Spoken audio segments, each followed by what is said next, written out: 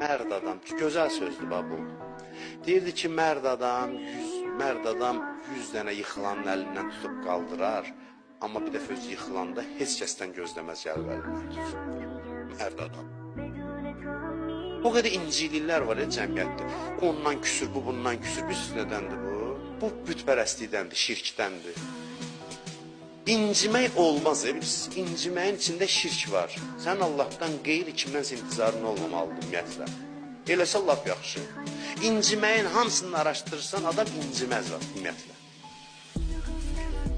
Uman yerdən küsərlər, umma istəyəsən. Küsməyəsən. Yox, uman yerdən küsür. Umma da umma. Allah deyir umma. İntizarım məndən başqasındandırsa bu şirkdir.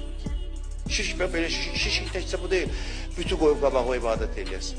Kimsə kimdənsə inciyirsə, inciliyini araşdır, görəcəksən ki, orada bir gözlənti var, intizar var. Allahdan qeyrisindən intizar da şirkdir. Deyirlər ki, insan axı emosionaldır, təbii deyil. Emosionaldır, emosiyasını düz yönətsin. Düzgün istiqamətləndirsin. Gözlənti də olmasın heç kəsdən. Mən buna baxı, əlimin duzu yoxdur. Mən hamıya belə elədim, axırda bir dəfə özüm yıxıldım.